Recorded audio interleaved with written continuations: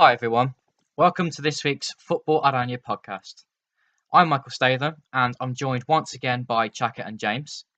As usual, we're here to discuss all about Dutch football and answer your Twitter questions, delving into topics such as the national team, the Eredivisie, and Dutch when abroad. Make sure while listening to like our podcast, comment your opinions, and subscribe on YouTube, SoundCloud, and iTunes. Thank you. We all saw Ajax Feyenoord on Sunday. It was a deserved win for Ajax in the end. Yeah, it was. They were so dominant. I think Feyenoord were unlucky to lose Jorgensen, but they were dominated at that point too. Justin Kluivert was incredible at pinning back Karsdorp, so much so that he got hooked in the second half for injury, though. But he had a really tough time. I think Kluivert's is growing with each game, especially his decision making and things like that. And Ziyech was seeing his sort of best spell form. He had the international break to rest, and he also Peter Bosz had to rest him for the first leg against Copenhagen because he said that he was getting a little bit tired. It was his first season at Ajax, a different way of playing, he was playing more of a stringent tactical role than he was used to at his final 2 years at FC Twente. And I think that rest has really done him good because his performances since then have been exemplary. And even though Ajax was so dominant one, it just shows you don't expect them to win the title because they've got the harder running. They've got matches against Heerenveen and PSV after this weekend against NEC, and they've also got the Europa League against Schalke and home and away. So they've got a lot on their plate, and they've got a very tough run in, especially the next few weeks and the next month or so. And how they deal with that will be very, very interesting. But I think that gives Feyenoord an edge.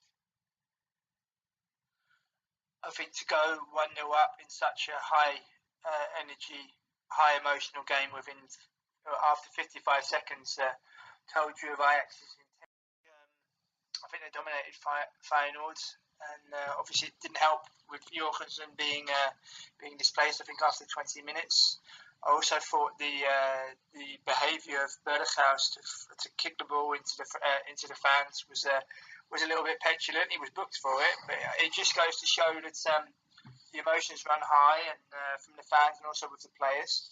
I thought the reaction was quite telling when Michiel Kramer scored. That the Ajax players thought, here's a Feyenoord who scored, and we don't need extra pressure for the last 2 or 3 minutes. But they managed to see that out okay without any problems, and to follow it up with a win at home against AZ last night at 4-1 was much needed as well. But I also have to compliment Feyenoord. I know it's only go ahead Eagles, but to lose arguably the biggest game of the season against your closest rivals away, and then react to that by winning 8-0 against Go Ahead in your own stadium is quite impressive. So it's still quite open in that respect, I think, with 5 games left to go. Yeah, I think Berghuis's frustration showed that it was a disappointing day for Feyenoord, and Ajax ran them ragged. The forward line was fresh, and the movement was exceptional, and it caused lots of problems. Feyenoord couldn't handle it. And in a way, it's lucky that Dolberg perhaps wasn't involved, only because I feel like Traore's movement was much better than what Dolberg could have offered, and it helped break a resilient Feyenoord down. But at the end of the day, Ajax should have won by a bigger margin. Bosz said after the game he was a little disappointed by that. But that's clever from Bosz because he wants to keep the pressure on his players, to keep the intensity up, because he knows that this final 5-6 weeks of the season is going to be really, really tough on the players' legs. As you know, his style is they press and they work hard together as a team, and the attacking play is it's very quick. And I just feel that over these coming weeks, it's probably going to tell. And Ajax's quality is very good, but can they keep it up for 2 games a week? They showed it against AZ actually that they can, but that's now, and that's after an international break, after some players have been rested. A key player, as already mentioned, Hakim Ziyech got a rest, and showed it again because he was brilliant against Feyenoord. And Karim El Amadi couldn't handle him. He had probably one of his poorest games for Feyenoord because he had to play against Ziyech. Ziyech was brilliant, as I mentioned. But the thing that really caught your eye was sort of Traore, and you saw how much potential he's got and where he's lacking in the last 3 games, including the Excelsior game where he played centre forward. And the little bits where he came deep, skipped past 1 or 2 players, drove into the box, but the finish was lacking. And there's times where you can see where he makes you sit on the edge of your seat and for piece of movement, and there's other times where he can frustrate you. I saw an example in the Copenhagen home game where he's alone by the byline and he traps the ball and it rolls out to touch. A few minutes later, he's surrounded by 3 defenders, one like on his shoulder, just basically nudging him, and he traps the ball perfectly. He kills it dead, and he spins out of pressure and plays a perfect pass. And he would need to sort of refine those little facets of his game to really go back to Chelsea and try to make an impression on Antonio Conte there, or to try and get another loan to a Premier League team or a La Liga or Bundesliga side, because that's where he's lacking. And he's got so much potential, and he's improved in the centre forward role since the game against Excelsior. He's improved massively over the last 2 games, but he's got a lot to add to his game. Yeah, I think Traore won't be short of suitors actually in the Premier League. And we had a question on Twitter, and they asked, I think it's Cam, he asked, which players in the Netherlands are currently good enough to play in the Premier League? For myself, I think Traore is one of them because of his pace and his movement and his intelligence. But, as you said, Chaka, I think his finishing is lacking a little. There's a reason why he's playing on the wing and not in the main striker role, because Dolberg is better at taking his chances. But yeah, who else do you think could play in the Premier League? I think David Klaassen could play in the Premier League.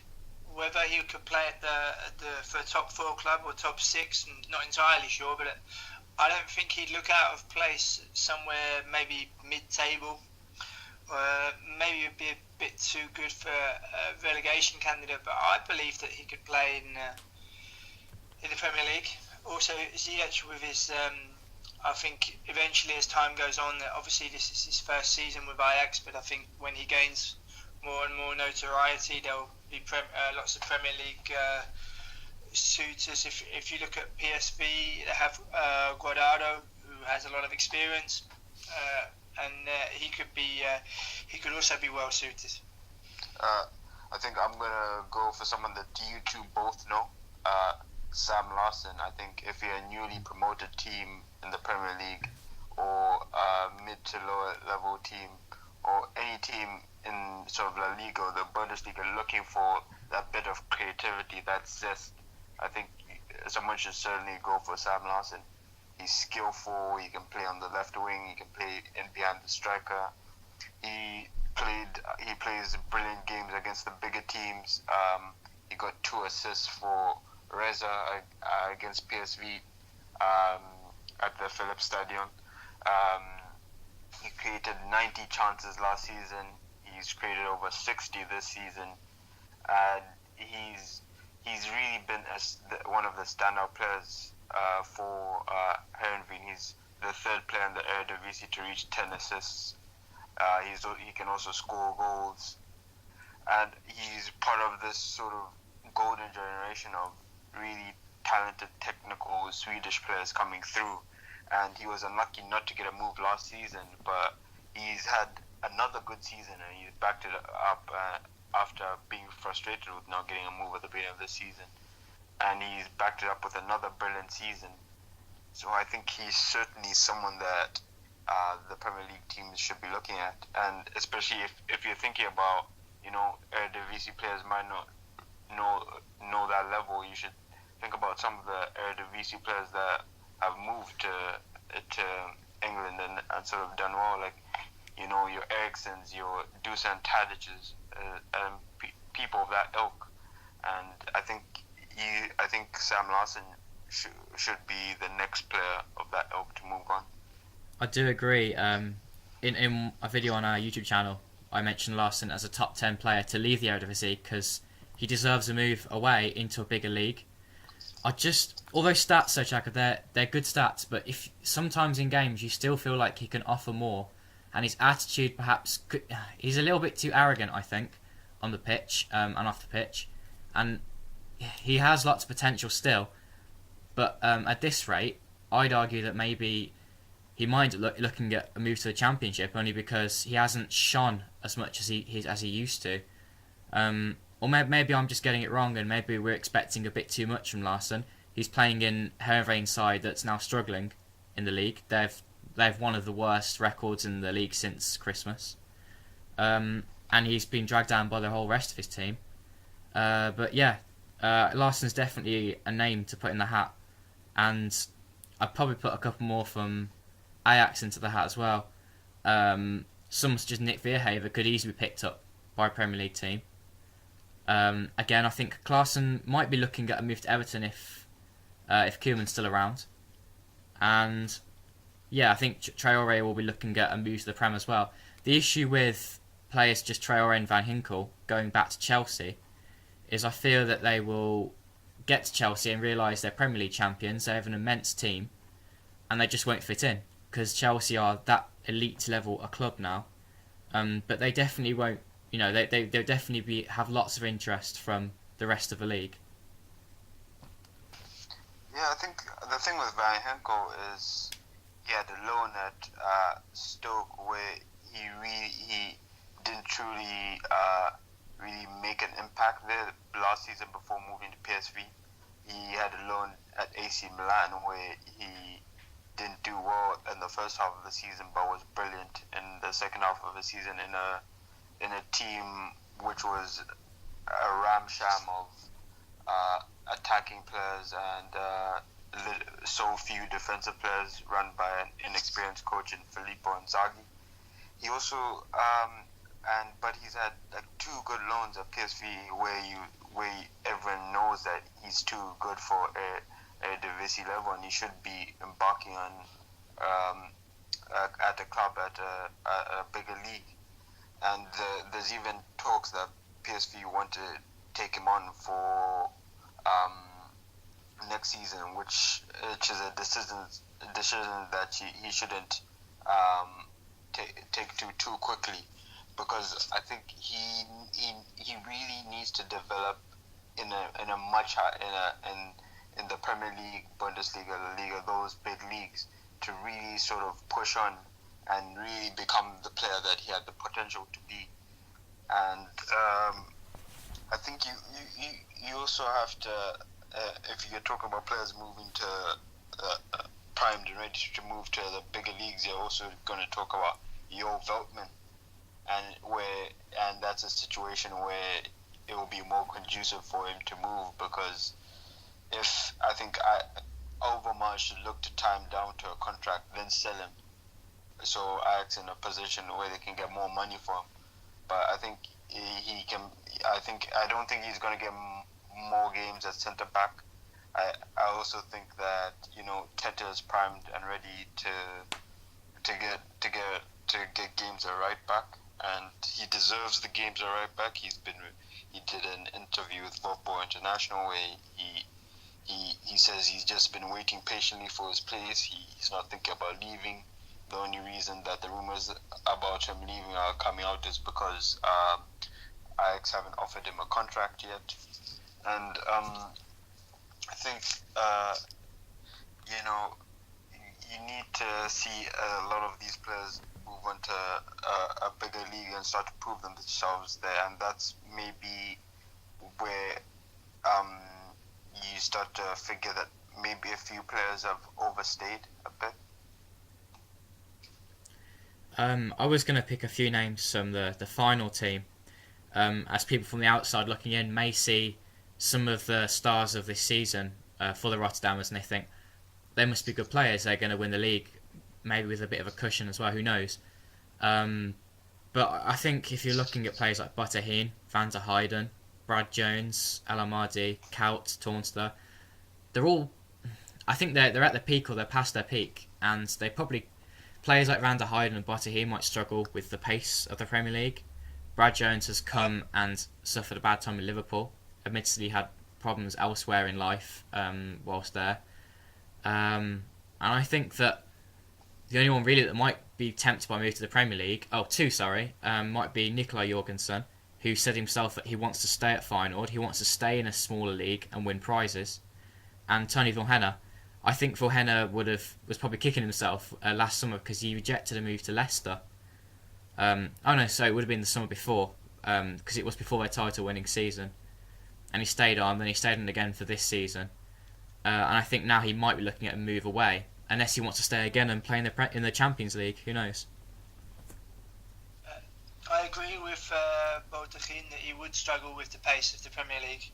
I think as regards to Tony Vilhena, there was also interest from Sampdoria not so long ago, and I think in his personal I think he had personal circumstances which prevented a move or which made him think in two minds as to whether to move. So I don't think for him not already having gone is purely down to football reasons. I think personal reasons are also involved.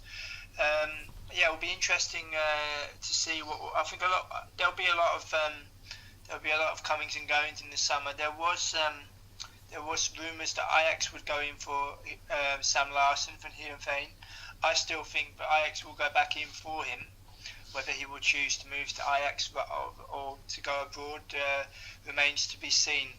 Just to give a quick update of the game that's being played whilst we're recording the pod, Rowe have beaten Pek Zwolle 2-1 in Kerkrade, and they are now on 26 points, and they go above Excelsior Rotterdam and currently sit in the last relegation playoff place.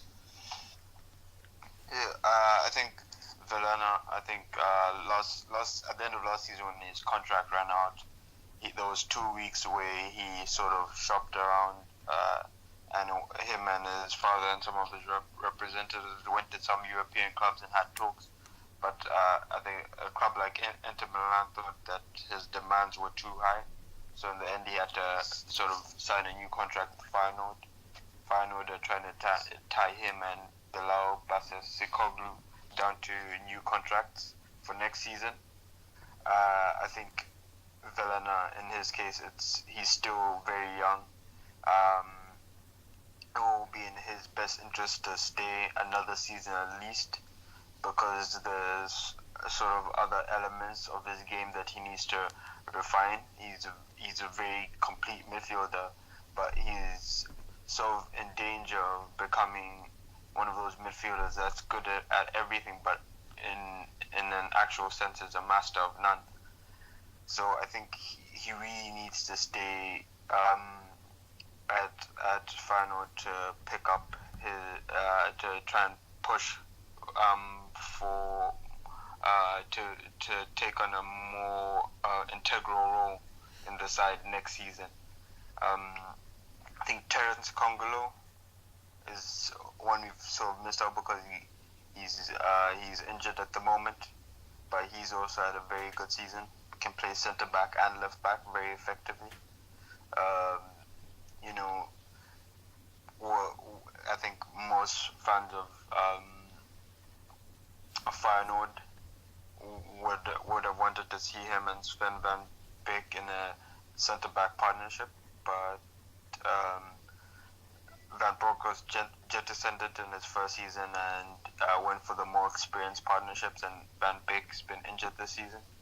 So I think Congolo would be primed for a move. Those rumours that Bayer Leverkusen wanted him. Also, I think Jorgensen, you have to remember that he scored that hat-trick and got those 2 assists in front of Ronald Koeman at a few weeks ago at the Keep. And I think Ronald Koeman could be someone that's looking for a backup striker to Lukaku if he stays next season. And he had success at Southampton with Graziano Pelle. And although they're very different strikers, I think, if Ronald Koeman failed to find a deal for a good striker in the higher league, I think he would go for Jorgensen in the summer, given that it's his former club and he still has very close ties to the club. Yeah, I think Jorgensen could go one of 2 ways if he did join Everton. Because as we know, Eredivisie strikers tend to be really good or they tend to be really poor. But I think Jorgensen's got the physical capability to handle the league. He's got good potency in front of goal. I believe he's got like a 56% shots on target ratio, which isn't bad for a striker. And his stats don't lie. He's a top goal scorer in the league, and tons of assists as well. 2 more names we did forget were Jetro Willems, PSV, very good left back, and Rick Karsdorp, the right back from Feyenoord.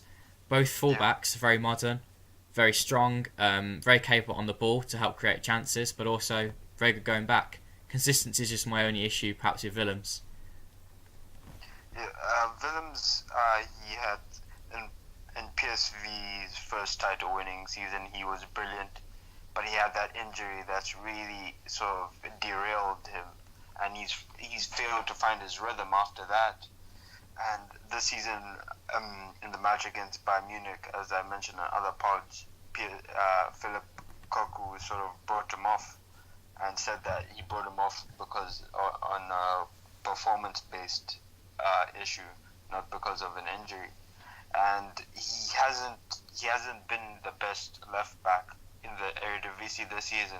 So I think he should stay at least one more season at PSV. He signed a new contract, 1-year extension.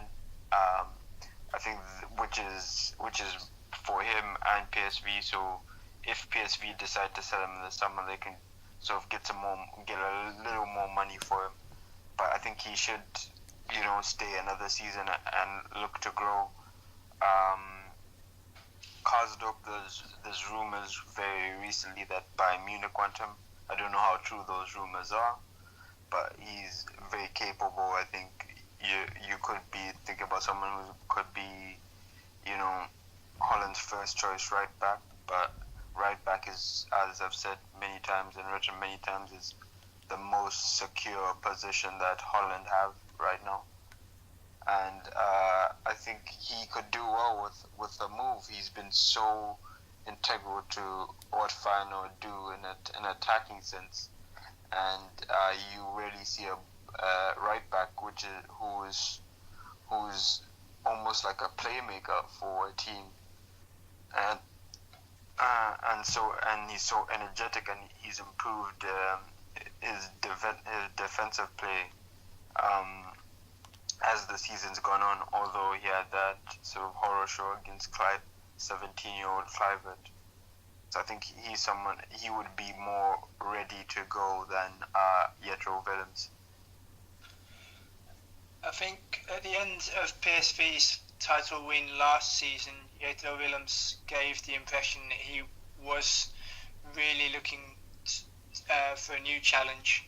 And whether that didn't come to fruition due to the right club or an arrangement made with PSV, he kind of gave the impression in the title festivities of last season that this is a nice way to say goodbye and a nice way to leave the club.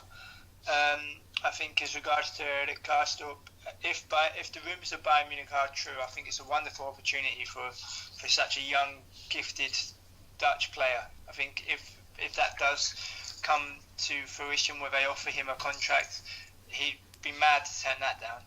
But as you say, we don't know if the rumours of Bayern Munich for him are completely concrete. But it could also be that certain final players, if they do go on to win the league, will want to experience Champions League football rather than move away to a foreign club that maybe might not offer Champions League football or might not necessarily be lured by a foreign adventure. It'd be very interesting to see if they stay at the club to experience Champions League with Feyenoord, or if the right offer does come in, but they think now is perhaps the time to move on.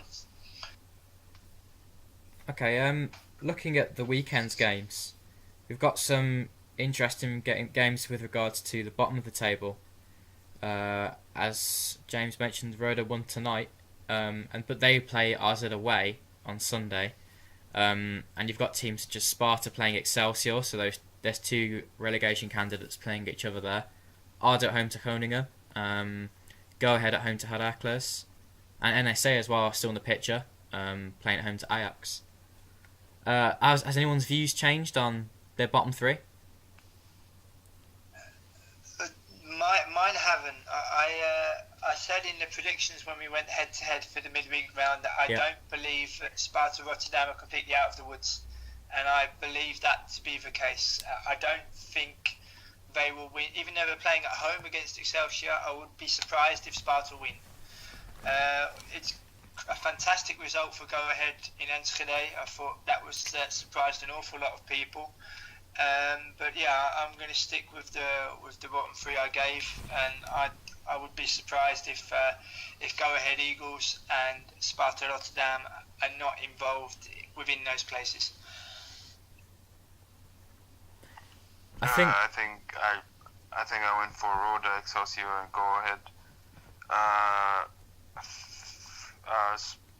I thought a few weeks ago I said Sparta and NEC would be safe, but the form has nosedived since then.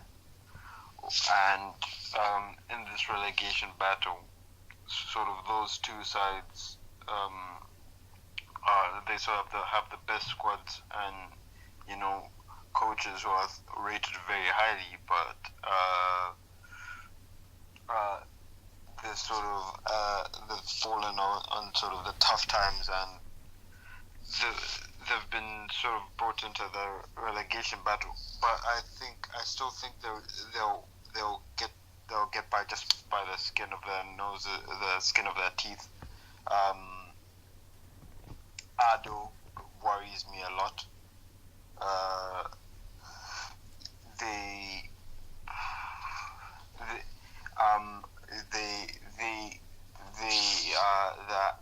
have a new coach, and although he had a low honeymoon period, he hasn't had the desired effect. Just like Go Ahead have a new coach who they say wouldn't be there past the end of the season, and they're looking around for another new coach. And they made a lot of loans, and people tend to believe that when you're in a relegation battle, having a lot of loan players could be detrimental, because they lack the real fight of players that are actually tied to the club on a permanent basis. And I think that 8-0 thumping to Feyenoord is going to do wonders for their confidence. It's going to be very detrimental to their confidence, because they have quite a young squad, and losing 8-0 will be a huge bump to them. So I after that, I expect that they'll certainly go down, but I think that Sparta and NEC will get by, and Rowe Excelsior will be going down with Go Ahead. I think an interesting point to make is, do you think that your bottom three you've picked are the three worst teams? In my opinion, Excelsior may still be going down, but I was with James predicting Excelsior to stay up because they always seem to find a way, but they haven't been as bad as the table suggests, in my opinion. They struggled with perhaps a few unlucky decisions and a few times Jürgen Matai, their centre back, has lost his head. He's made a couple of big errors in defence and been sent off twice. That hasn't helped, especially since the sendings off were early in games. But at the same time, Matai has also been a very good defender for Excelsior during the season. It's just those odd moments, and I think that's played a massive part actually in their in their sort of struggling this season. Ardo, I think, of being he's one of the worst three sides, but they're getting the wins out now while it matters. And I agree with your point, Jack, about how the loanies seem to have had a detrimental effect with go-aheads, because I don't see much fight from them. That's a very good point to make. Whereas Rowe, you see some fight, but they just completely lack quality. And yeah, Ardo, they have a massive problem in defence. Scoring issues as well, but in defence they're just all over the place. Their win against Willem II was lucky. They scored twice, but Willem II easily could have scored 3 or 4 to win. Another day they would have done. The marking was appalling. Free headers from corners, and in the last few minutes the team was dropping so deep. But Berkelsdijk came on to just literally say, get up the pitch. But they weren't, and they kept dropping back. The ball will come in, and there'll be 3 players against 6 or 7 Ardo defenders, and the ball would have been won in the air or with the feet, and it was like, where's the defending? Why aren't they winning the ball? And yeah, I think they'll be lucky to stay up, Ardo, and they've got a lot to work to do in the summer. And same for Nijmegen, because I also think they've been pretty poor, especially in the second half of the season. I think Sparta may stay up, but only because of their form at the start of the season, when they picked up wins and good wins as well. But it's amazing what's happened to them. I think maybe that when they came up, Sparta, they had a bit of confidence from being the promoted side that won the second division with aplomb as well. But it's just all faded off now, and it's quite a dogfight with those 6 teams, because they are certainly the 6 poorest teams in the league. Yeah, I think Sparta, a lot of teams were a lot of the bigger teams were sort of surprised by them, because they didn't sort of expect them to play with such confidence, to press so high, to move the ball as quickly as they do. But in recent times,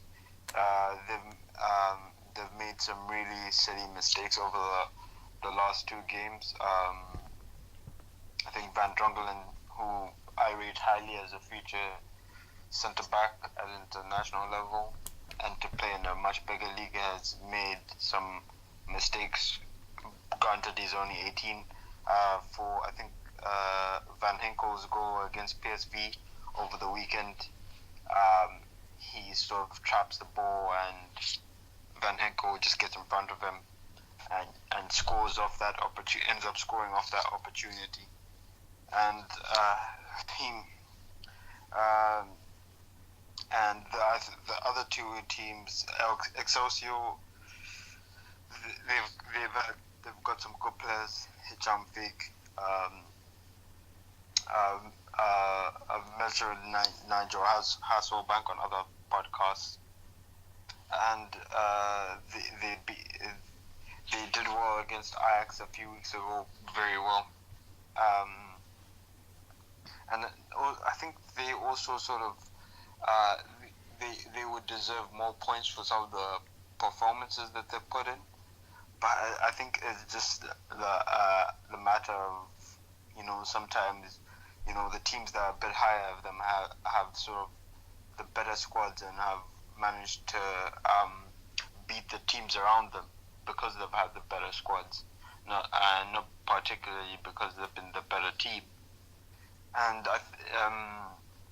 when you look at a team like NEC, they've got a really good squad, and I think it's going to be a test next season on Peter Hebeler, the German coach, because that's a very good squad. That's a squad that finished top 10, top 11 last season.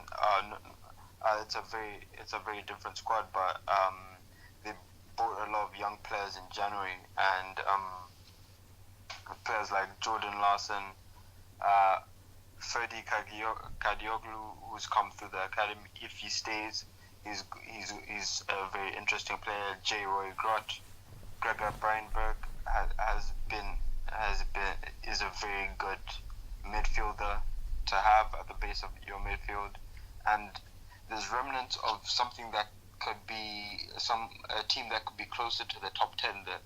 And if Hibala doesn't manage to sort of coach them and sort of coax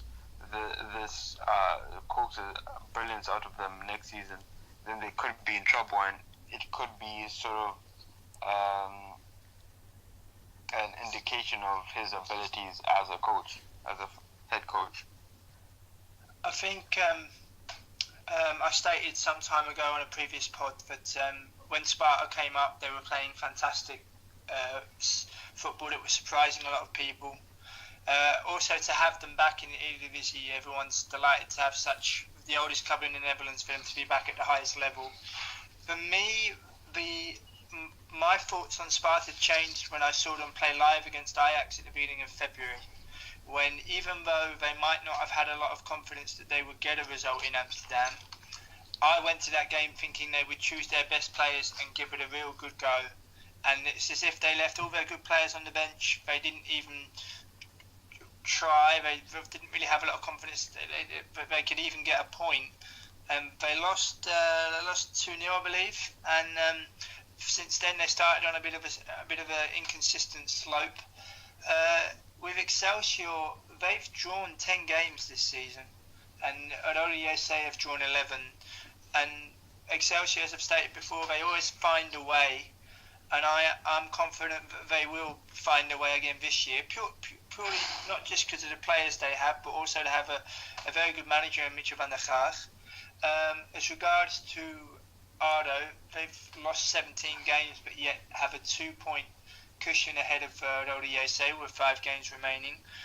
It's telling that they're picking up points at such a vital time now, which will really secure their future in the Eredivisie, or maybe not. But they also have PSV to play at home, I believe, a week on Saturday. I do agree with Chaka about Nijmegen. I think two facets of the Nijmegen which we saw last season that we're not seeing this season.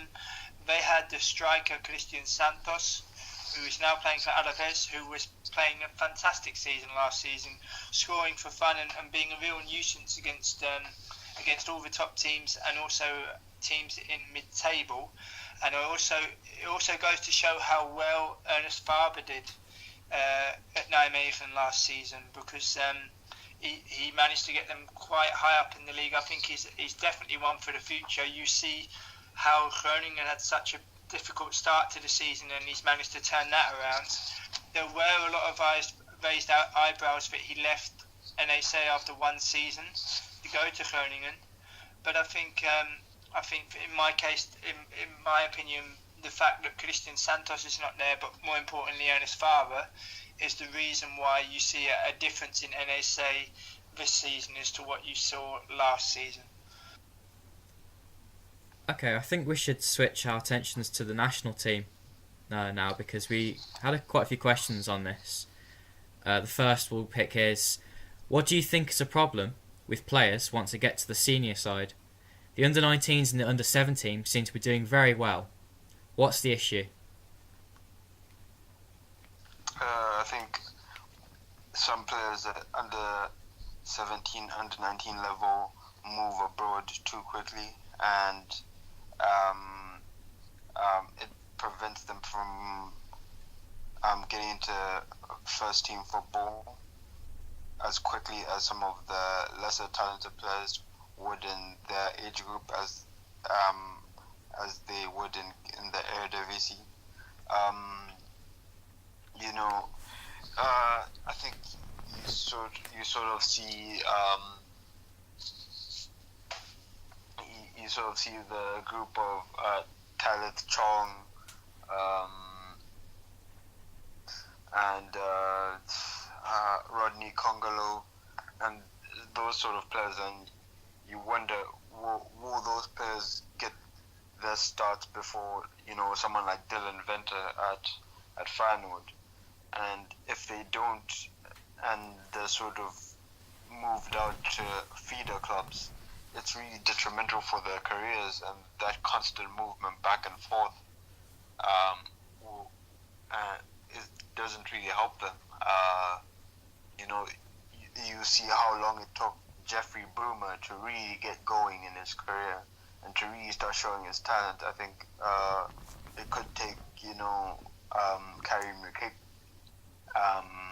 another year to really sort of get going and think this is my chance. I think Nathan Ake, if he was playing Eredivisie football, he would have got his national team call up by now, because last season he does very well with Watford, gets called back into Chelsea, gets loaned out again, does very well for Bournemouth, gets called back again and doesn't play for Chelsea. And I think one of the other things is sort of the arrogance of some of the young players, because you've seen a lot of players who they get their opportunities with their first teams, and you're like, this could be a really good player. They're touted as being future players for the national teams, and then they demand a lot of things too early, and then when they sort of get dropped from the team, they sort of start looking at moves, and they move too early. So that's also a huge problem. And I think Ajax over the last 2 seasons have done very well in the UEFA Youth League, and PSV have also sort of troubled teams in the UEFA Youth League. So sort of this generation of players coming through is going to be very interesting to watch them, because you've already seen the likes of Donny van der Beek, Abdel Aknouri, Steven Bergwijn, Sam Lammers start getting the first minutes for the first team and continue to improve in the Eredivisie. So that's going to be an interesting facet to watch and to see how those players start to grow. But I think the major problem is sort of players moving to the bigger leagues too young. I think we had an article on the website a few weeks ago that Mink Peters is thinking of moving back to Holland, but he moved from Ajax or PSV to Real Madrid a few years ago, and hasn't been anywhere close to the first team. And the fact that he's already gonna he's already debating whether to come back. That's 2 years lost. 2 years at a very important developmental stage in his career lost. And Bilal Uçik, who was very talented. I think he scored a few goals at professional level for FC Twente in his final season. Moved to Benfica, and he moved to Benfica at 17. He's 19 now, and 2 years he's lost 2 years at Benfica, and he's sort of training at Utrecht, and they haven't decided whether they're going to give him a professional contract or not. And those talks about him going to the MLS, and that's another really talented player that's gone, that's lost 2 important years of a developmental phase of his career. And I think that's a problem that where these players would need to be given better advice in regards for what they want at 16 or 17, but for the longer term in their careers. I think, to elaborate on Chaka's points, I personally think it's the current mentality in Dutch football, maybe European youth football in general, that players, when certain clubs come calling, certain names come calling, and you see the bright lights and you see the temptation to move, I think young players are moving because maybe they think this chance will never come again, I have to go. But they have to really take a step back and realise that if you're really, really that good, they will come for you again. It's not just a case of Benfica are coming for you, Real Madrid are coming for you, and you go straight away. Because as Chaka says, you can lose a lot of time which could have been better spent in playing regular games, training methods, all these different kind of things. Not so long ago, in the distant past with Dutch teams, they used to really honing in on youth development, not just individual, but also as a team and what you're creating together. And I think maybe it's an attitude to think I have to have everything now. And I understand the player's career is very short, but it would help if the players were guided just that little bit more, as well as using common sense, so that if the big clubs do come, that you have the maturity to take a step back, to analyse it, to see if it really is what would be best for you. To give you an example of Van Ginkel was wanted by Ajax. Ajax was willing to move hell and high water to get him when he was at Vitesse. He chose Chelsea above Ajax, and then his career has gone the way it's gone. Van Ginkel, if he'd have chosen Ajax from Vitesse, he may well be on a completely different path now. And there are other examples of that as well. I think as regards to the national team, it would help if the current national team set up as regards to the first team was as transparent as what it used to be in terms of the pathway towards it. I think it's become a little bit messy with turnover of managers of Young Oranje and the youth teams, and not having a strong enough national team manager who's a character to look and to assess the young players coming through, and maybe in the first instance to invite them to a meet-up. Not necessarily pick them due to the fact that they're extremely young, for example, but to ease them in gradually. In my opinion, what you have said, both of you, about players leaving early, I think that will start to stop now. I think you'll start to see a decline in players leaving for abroad at a young age, because they've seen examples of cases where it's gone so right and so wrong.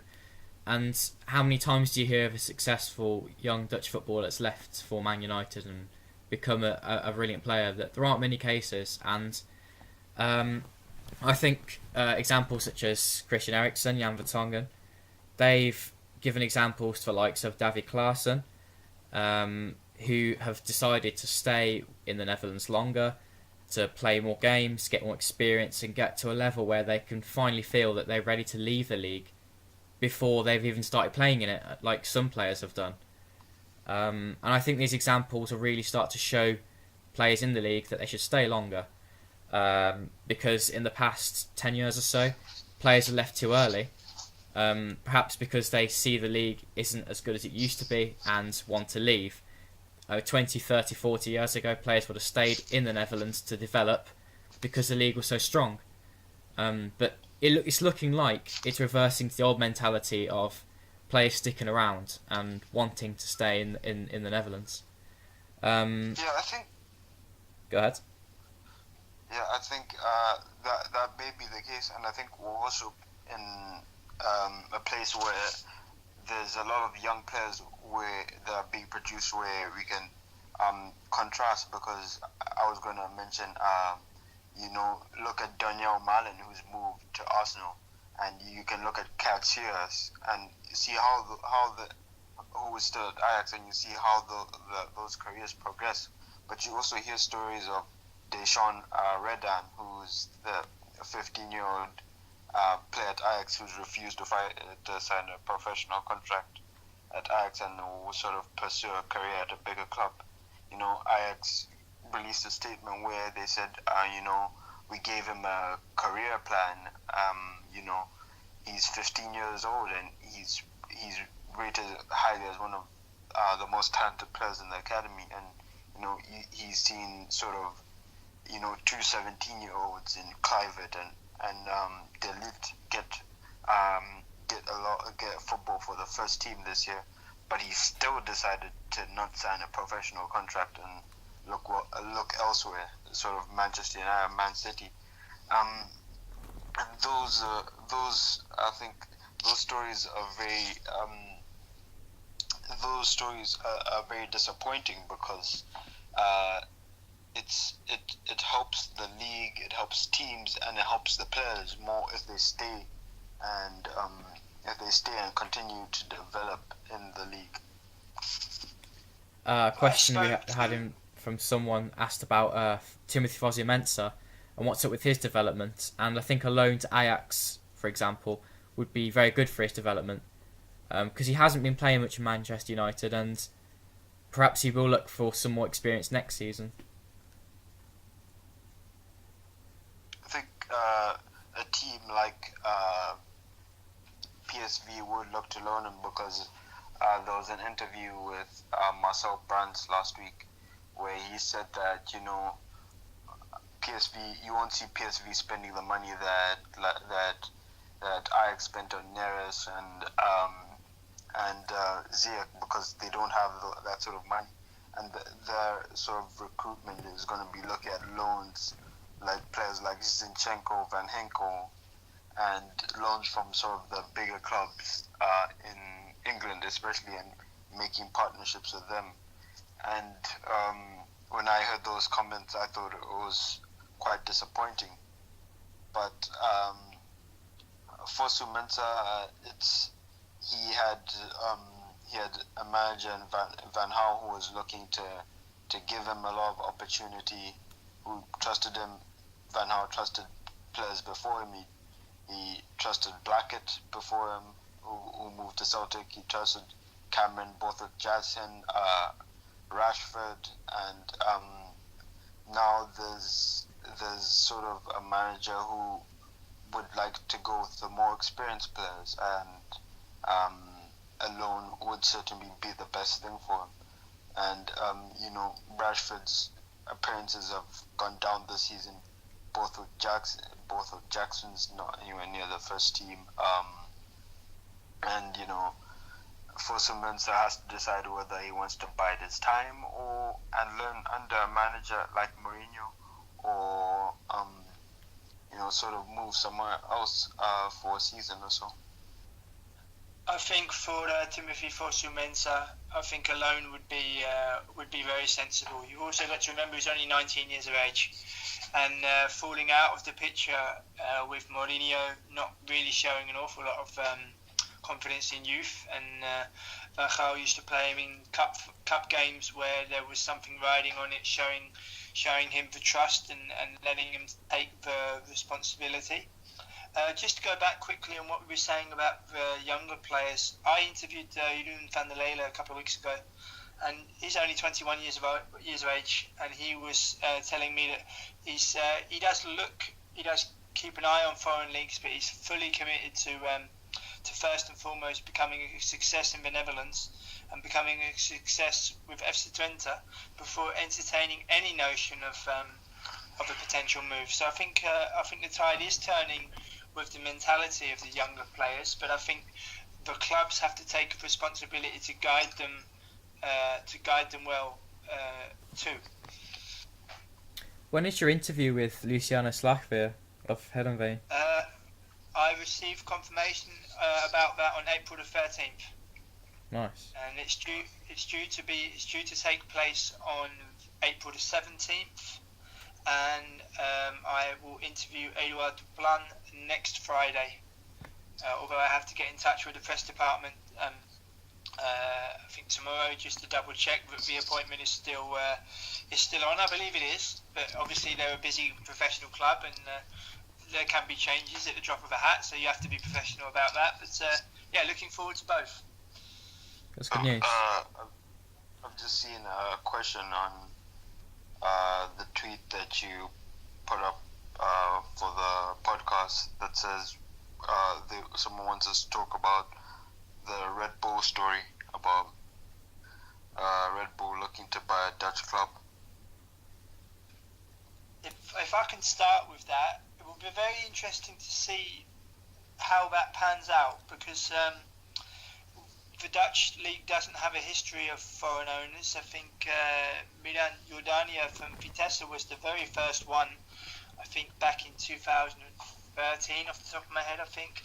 And there's lots of prerequisites that somebody has to have before they can enforce through any changes. So I think it's also a little bit in fashion that Leipzig are doing so well, so maybe this organism can spread out to other leagues almost overnight. But I think that the kind of debate would show not so much resistance, but they wouldn't make it as easier as what some people are proclaiming. I think even in that same interview, the chairman of the footballing side of Red Bull said that it would have to be sort of a lower league club, and because they would look to build up a club through the leagues as they did with Red Bull Leipzig, who they bought in when there was sort of the fifth division, and they sort of built them up. So they said that he used the example of, he said they wouldn't sort of buy a PSV or anything like that, but if it was someone in the second, third division, then they would look to buy them and build. I think it's a very interesting proposition. Jordania and the foreign owners at ADO, they've come under a lot of criticism for the style of ownership. There's a lot of suspicion about Vitesse's links to Chelsea. There's a lot of suspicion about the ownership style of the Chinese group that owns ADO, and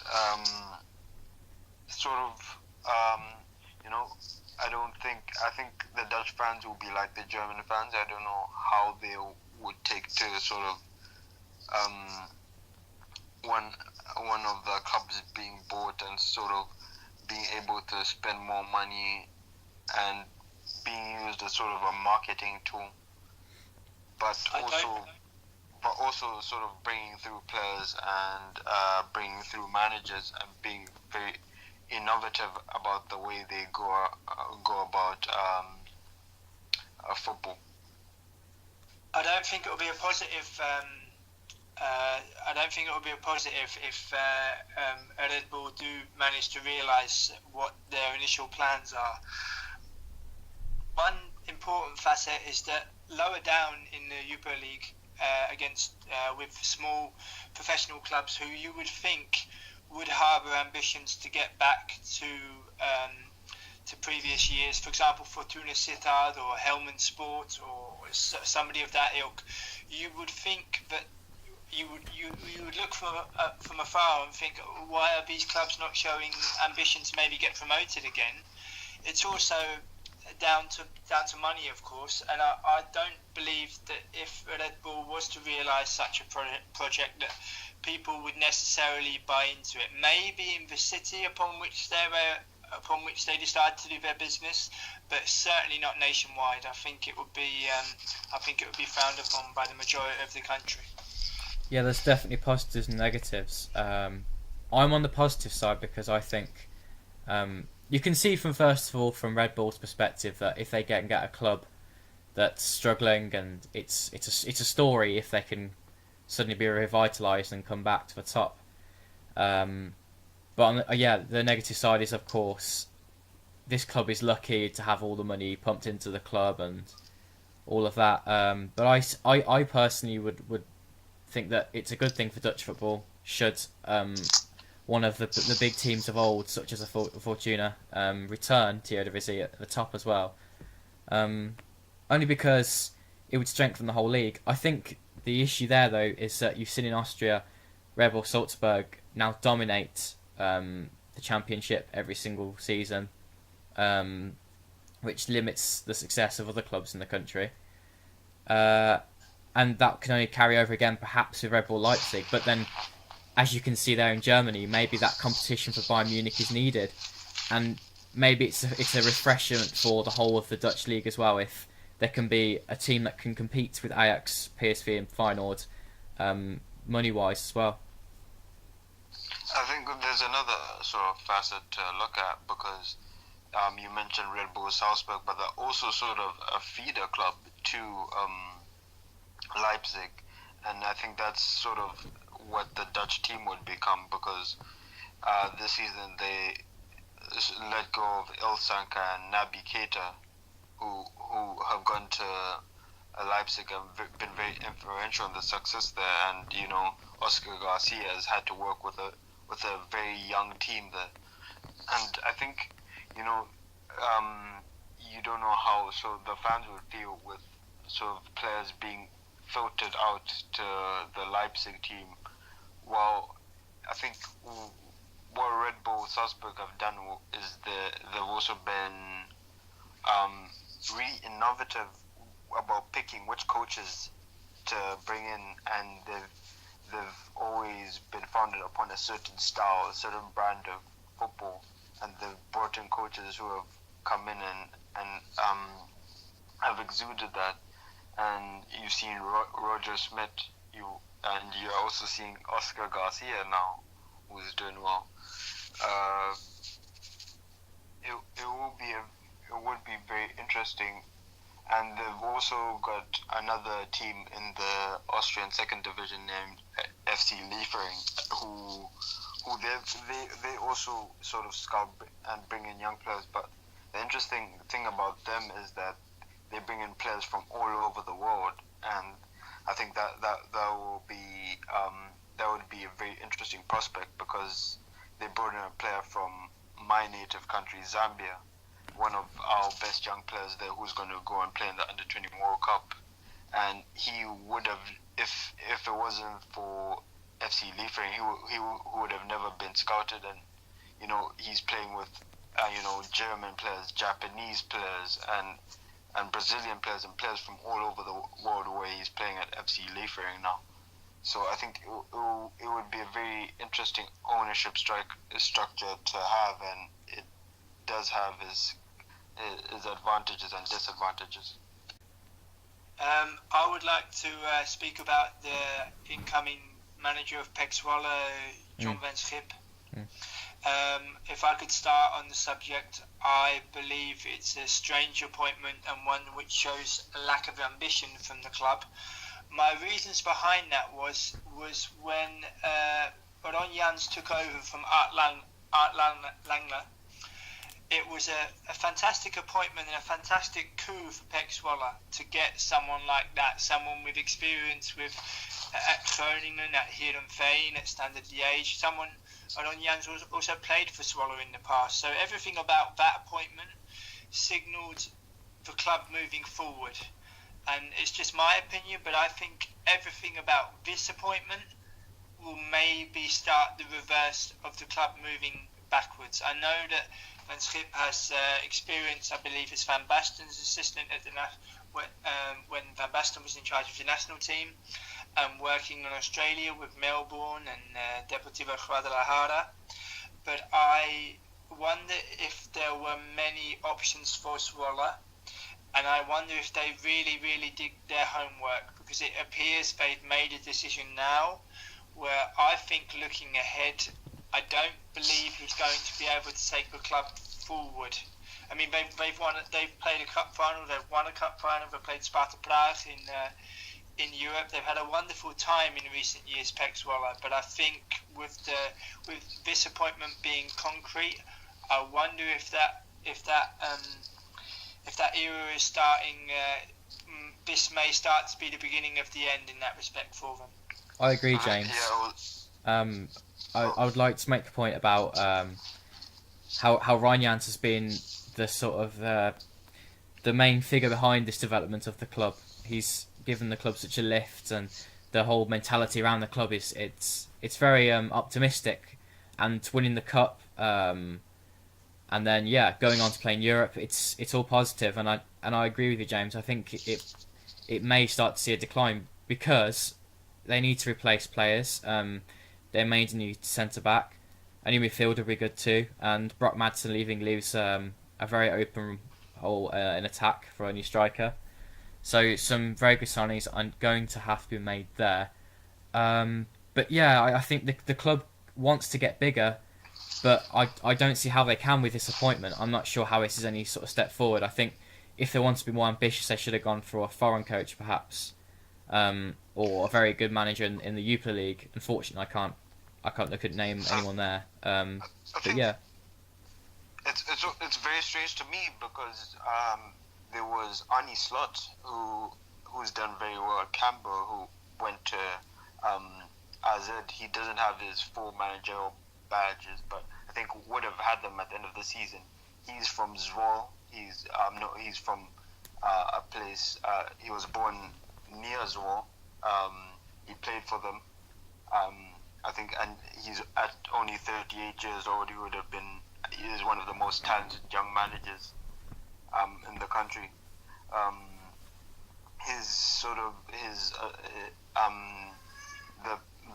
He was co-managers with Sivka Hoshoff at Camber, who's still at Camber, and who would have been another option at 42 years old, another young manager who could have made the step up. You could have taken Stegman from Heracles, and I think Van Schip has had a very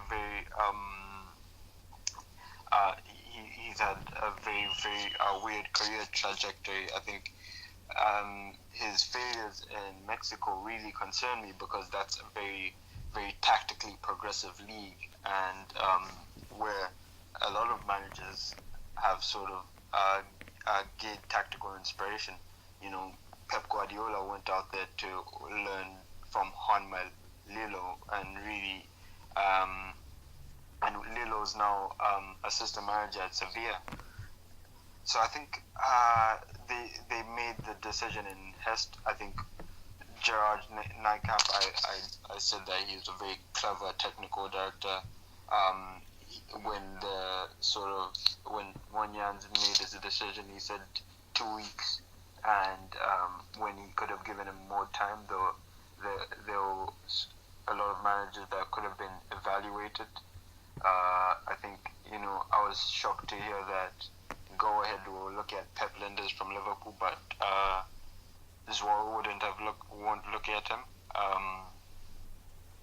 And I think the squad for next season, they've signed Izzy Brewer to a new contract, and they've signed another player to a new contract. They've let Danny Holler go. They're looking to speak to Birmingham about Brock Manson and extending him for next season. And I think if they sort of keep Wamadam for the next season, they would have a good squad, and where they would need to make a few additions. And the Van Schip, I think he's one of those players that he's one of those managers that's had a very good playing career, but you're still not sure. He's 51, 52, 53, and you're still not sure if he can cut it in the world of football management. So it's a very weird choice. To elaborate on Michael's point about why not pick a good manager from the Jupiler League, the current manager of VVV Venlo, Maurice Stijn, he previously managed Arde Den Haag in the past when they were in the Eredivisie. Venlo look as if they're going to win the Jupiler League. He could have been a competent candidate. The same with Jack de Geer and Almere City. To get Almere City in contention to get into the Eredivisie is also a good feat. I believe that they've been far too hasty, Zwolle. I think there's a culture uprising in the Netherlands now, where as soon as a manager has lost his job or is relieved of his duties, most cases within 24 hours a successor is named. This is not just for the Eredivisie, this is also for the Jupiler League, and you wonder if that's to pander to interest from all quarters, where they want to know who the next person will be in terms of a gossip way of things, or you wonder if they had somebody in mind beforehand. But I think it's quite worrying, especially as regards to a Pek Zwolle who have worked so hard to get where they are. I mean, they are essentially a first division, second division club who have had a fantastic era, and they've had a lot of success, which people didn't think that they would get. I remember when they first came up to the Eredivisie, I think in 2011, I think it was. They surprised a lot of people by actually staying up and people thought they may yo-yo between the two, but it's been a fantastic era for them. But I just worry that this appointment will start to signal the end of that. Once again, thank you for joining us on this week's Football-Oranje podcast. Make sure to like and subscribe, depending where you're listening, and comment your views on this week's chat and any questions for ahead of next week. Thank you again.